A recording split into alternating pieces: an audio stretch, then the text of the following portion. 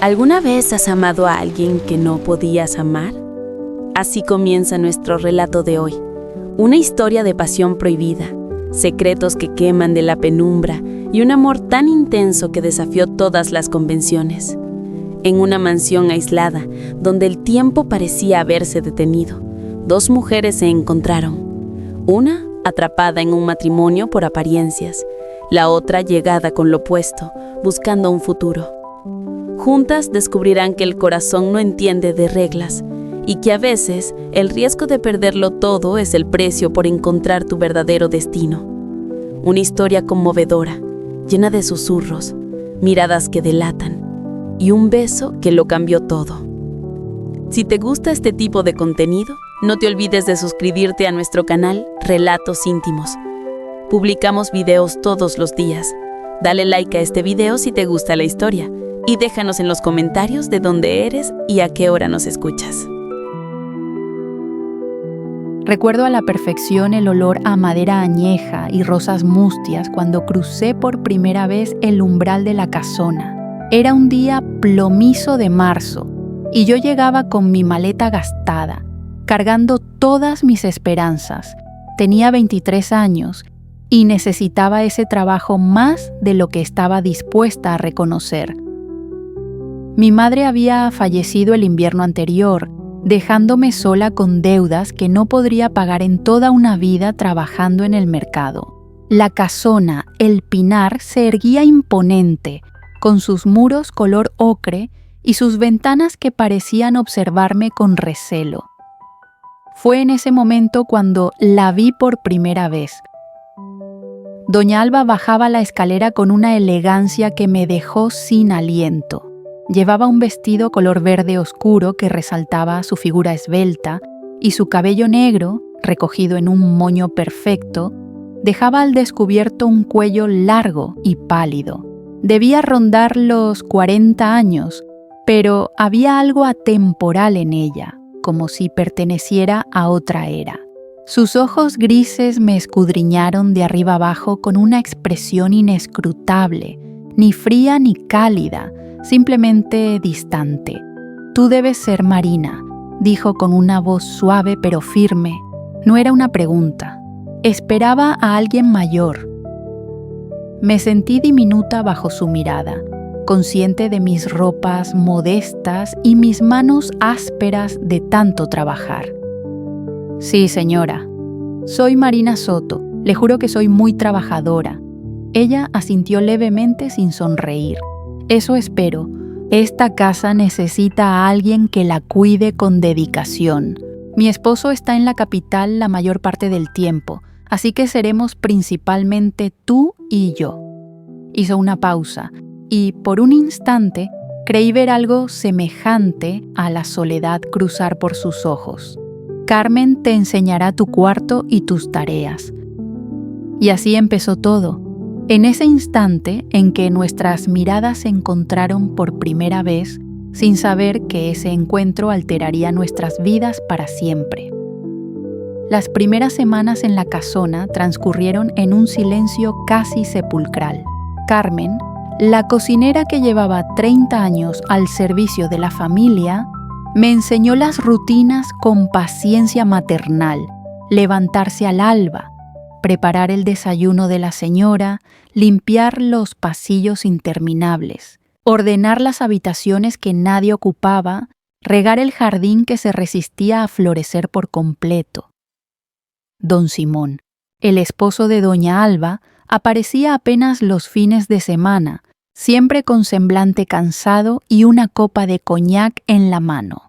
Jamás me dirigió la palabra de forma directa, pero era doña Alba quien llenaba mis pensamientos. La observaba a escondidas mientras cumplía con mis quehaceres, la manera en que sostenía su taza de té con ambas manos, como buscando un calor que no existía, cómo se quedaba horas mirando por la ventana, perdida en un lugar al que yo no podía acceder, la forma en que sus dedos acariciaban las páginas de los libros que leía en la biblioteca con una ternura que me hacía preguntarme si alguien la acariciaba a ella de esa manera. Una tarde, mientras limpiaba la biblioteca, La hallé llorando en silencio frente al retrato de una mujer joven que no reconocí. Se sobresaltó al verme y se secó las lágrimas con rapidez usando un pañuelo bordado. «Perdone, señora, no era mi intención...» «No importa», interrumpió, recomponiendo su máscara de serenidad. «Son solo recuerdos». Se acercó a mí y por primera vez noté lo cerca que estábamos. Podía percibir su perfume, algo entre azahar y melancolía. «¿Tú has amado alguna vez, Marina?», me preguntó tomándome desprevenida. «No lo sé, señora. Creo que no he tenido tiempo para eso». Ella esbozó una leve sonrisa tan triste que me dolió el pecho. «Qué sabia eres». Abril llegó con lluvias intermitentes que parecían llorar por los secretos de aquella casa. Don Simón dejó de venir los fines de semana, alegando negocios urgentes en la capital. Carmen movía la cabeza con desaprobación, pero no decía nada más. Yo había aprendido que en la casona, el Pinar, el silencio era el idioma principal. Doña Alba empezó a buscar mi compañía de maneras sutiles.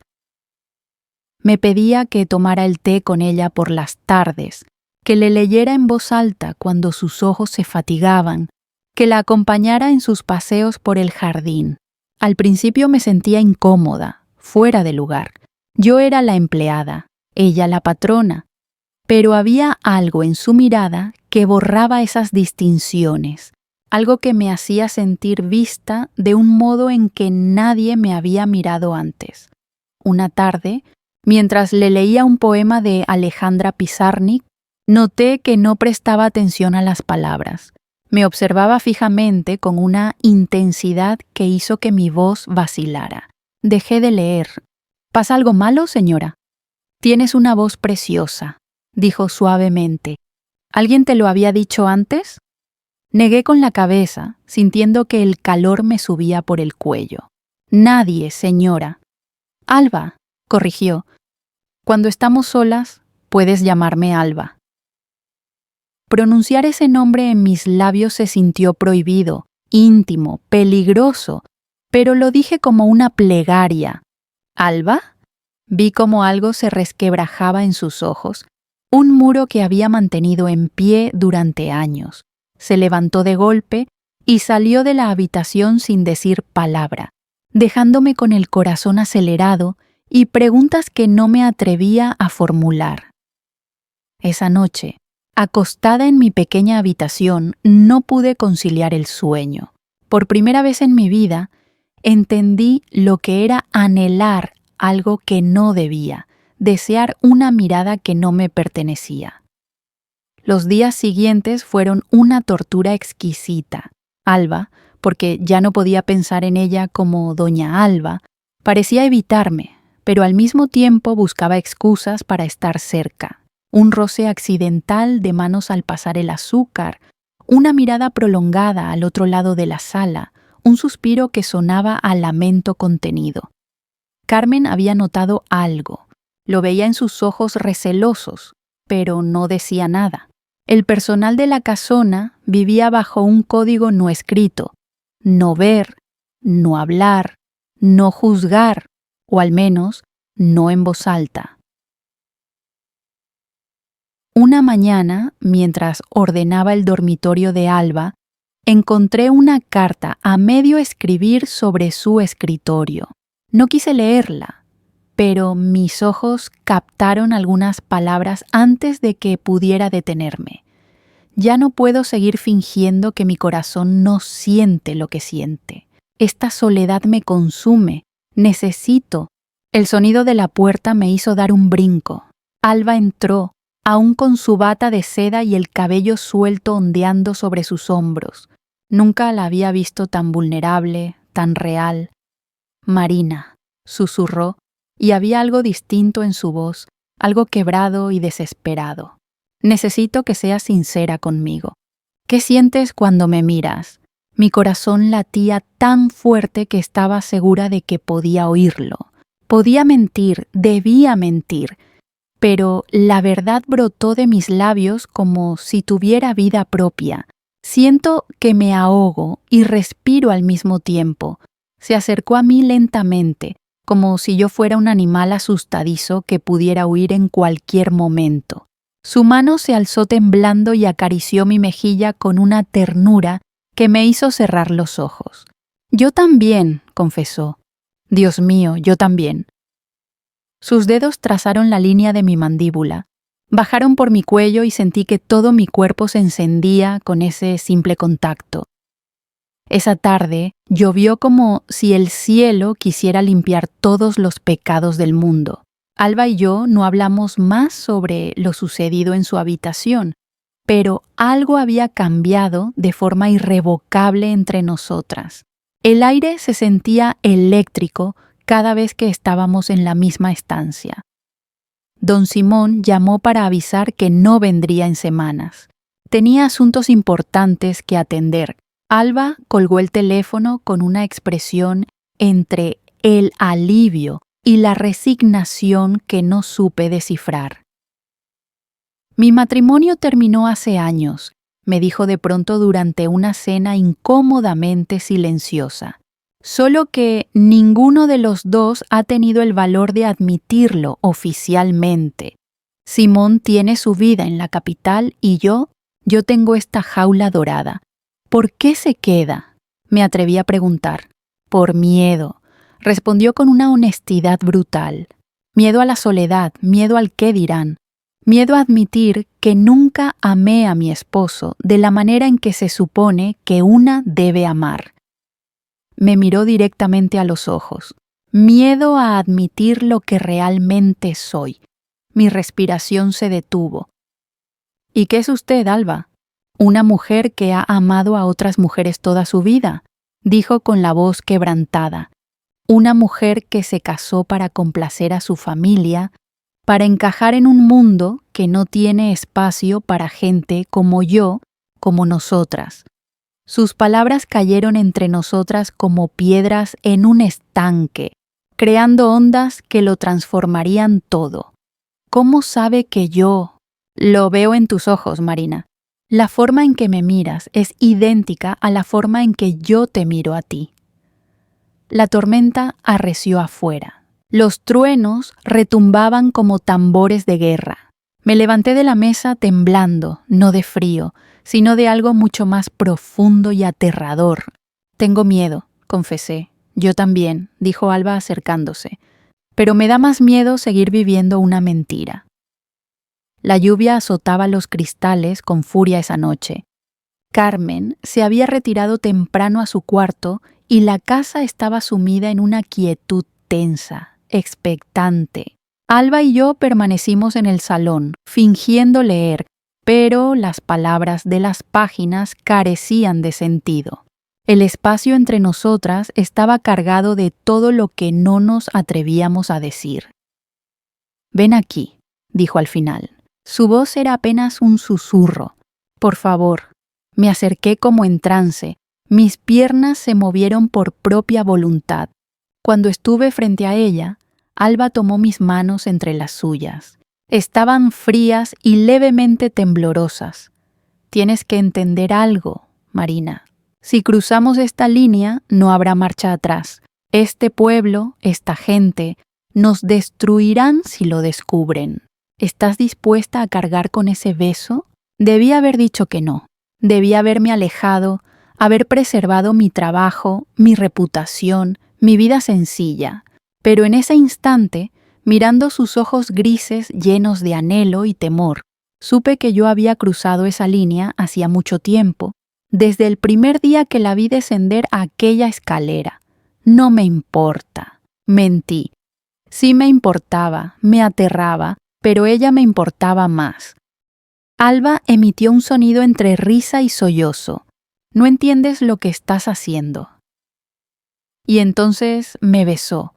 Sus labios rozaron los míos con una suavidad que me hizo estremecer. Pero luego, el beso se profundizó, se volvió desesperado, hambriento.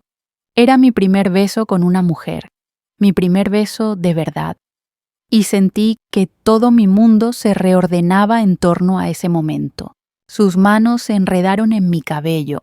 Las mías rodearon su cintura, atrayéndola más cerca, necesitando eliminar cualquier espacio entre nosotras. Nos separamos jadeantes, con las frentes unidas, y vi lágrimas resbalando por sus mejillas. Las besé también, saladas y dulces. ¿Qué hemos hecho?, susurró. Algo hermoso, respondí, y volví a besarla. Las semanas siguientes fueron las más felices y aterradoras de mi vida. Durante el día manteníamos las apariencias. Yo era la empleada, ella la patrona. Pero por las noches, cuando el mundo dormía, nos encontrábamos en su habitación, en la biblioteca, en el jardín bajo las estrellas. Aprendí cada centímetro de su cuerpo, cada suspiro, cada gemido ahogado. Ella me enseñó lo que significaba ser amada, ser tocada con reverencia, ser deseada por quien era en realidad. Mi primer amor fue una compañera del colegio. Me contó una noche, acurrucadas en su cama. Tenía 16 años, ella también me amaba, pero cuando su familia se enteró, la enviaron a un convento. Nunca volví a verla. Su voz se quebró. Después de eso, aprendí a ocultar lo que sentía. Me casé con Simón porque era lo que se esperaba de mí, pero cada día de ese matrimonio fue morir un poco. La abracé con más fuerza, deseando poder absorber todo su dolor. «No estás muriendo ahora, no», susurré besando su frente. «Contigo me siento viva por primera vez en 20 años». Pero nuestra felicidad existía en una burbuja frágil. Carmen nos observaba con mirada cada vez más recelosa. Los vecinos empezaron a comentar sobre la ausencia constante de don Simón y yo, que nunca había tenido nada que perder, ahora vivía con el terror constante de que nos descubrieran. Una tarde, don Simón llamó para avisar que vendría ese fin de semana. Alba palideció visiblemente. «Tenemos que ser cuidadosas», me advirtió esa noche. «Él no puede sospechar nada. ¿Y si le dices la verdad? ¿Si le pides el divorcio?» «No lo entiendes, Marina. Un divorcio sería escandaloso, pero él lo aceptaría con el tiempo. Pero el motivo del divorcio, eso nos destruiría a ambas». Me tomó el rostro entre sus manos. «Este mundo no perdona a mujeres como nosotras». Don Simón llegó el viernes por la noche, antes de lo previsto. Alba y yo estábamos en el jardín. Nuestras manos se rozaron levemente, pero fue suficiente. Vi la mirada que nos dirigió a través de la ventana, una mirada que me heló la sangre. Durante la cena, el ambiente era insoportablemente tenso. Don Simón bebía más de lo habitual, y sus ojos iban de Alba a mí con una suspicacia apenas disimulada. «Tu nueva empleada parece muy dedicada», comentó con un tono que no auguraba nada bueno. «Carmen dice que pasan mucho tiempo juntas». «Marina es muy eficiente», respondió Alba con voz neutra. «Y la casa es grande, requiere atención constante». «Por supuesto», dijo él, pero su sonrisa no llegó a sus ojos. «Aún así, no sería apropiado que una dama de tu posición se familiarice tanto con el servicio. La gente podría malinterpretarlo». El resto de la cena transcurrió en un silencio gélido. Esa noche, acostada en mi pequeña habitación, oí voces elevadas procedentes del dormitorio principal. No podía distinguir las palabras, pero el tono era de acusación y defensa. Mi corazón latía con dolor, imaginando el peor desenlace. A la mañana siguiente, don Simón se marchó al amanecer sin despedirse. Alba apareció en el desayuno con los ojos enrojecidos e hinchados. «Me acusó de comportarme de manera inapropiada contigo», dijo cuando estuvimos solas. «Dijo que Carmen le había contado cosas». «¿Qué tipo de cosas?» «Que nos ve conversando en voz baja, que paso más tiempo contigo del que debería, que...» Se interrumpió, cerrando los ojos. «No tiene pruebas, pero sus sospechas bastan». Me advirtió que si hay algún escándalo, se asegurará de que lo pierda todo. Esta casa, mi reputación, mi familia. ¿Y yo? O pregunté, aunque ya conocía la respuesta. Dijo que tendré que despedirte para evitar habladurías. El mundo se tambaleó bajo mis pies. Los días siguientes fueron una agonía. Alba y yo apenas hablábamos, cada una encerrada en sus propios temores y dilemas. Don Simón llamaba a diario para ver cómo estaban las cosas. Era su modo de mantener el control. Una tarde encontré a Alba llorando en la biblioteca, aferrada a una fotografía antigua. Era la imagen de dos mujeres jóvenes tomadas de la mano, sonriendo a la cámara con una libertad que ya no existía. Era yo y Elisa, explicó con voz quebrada, mi primer amor, la única foto que conservé. Alzó hacia mí una mirada devastada. No sobrevivió al convento. Se quitó la vida 2 años después de que la enviaran allí. Sus palabras me golpearon como piedras. Alba. He vivido con esa culpa toda mi vida, sabiendo que mi cobardía contribuyó a su muerte. Porque fui yo quien se asustó primero, quien sugirió que debíamos mantener nuestro amor en secreto. Se secó las lágrimas con furia. Y ahora estoy haciendo lo mismo contigo, ocultándote, pidiéndote que escondas lo que eres, lo que somos. ¿No es lo mismo? Sí que lo es. Su grito resonó en la habitación vacía. Te estoy condenando a la misma jaula en la que yo he vivido, y no puedo hacerte eso. No puedo ser responsable de apagar tu luz como se apagó la de Elisa. Me arrodillé frente a ella y tomé sus manos. La diferencia es que Elisa estaba sola. Yo no lo estoy. Te tengo a ti, pero ¿por cuánto tiempo? Don Simón no va a ceder. Carmen vigila cada movimiento. Este pueblo es pequeño y los rumores... Negó con la cabeza. No hay futuro para nosotras aquí, Marina. Y yo soy demasiado cobarde para huir, demasiado atada a esta vida que detesto, pero que es lo único que conozco. Entonces yo seré valiente por ambas, dije, sorprendida por mi propia determinación. Pasó un mes de agonía, de encuentros furtivos cada vez más arriesgados, de miradas cargadas de todo lo que no podíamos expresar. Don Simón anunció que vendría a pasar una semana completa a la casona. Era el fin.